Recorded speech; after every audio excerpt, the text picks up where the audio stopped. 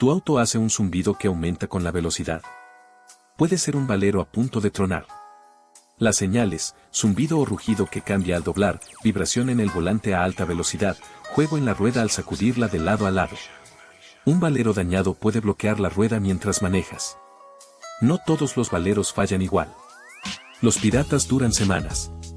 Los originales, años. La diferencia está en el acero, la tolerancia y el sello interno. Los Valeros Ñachi son fabricación japonesa, certificados para aplicaciones automotrices. Sellado doble, acero de alta resistencia. Los mismos que usan los distribuidores de agencia.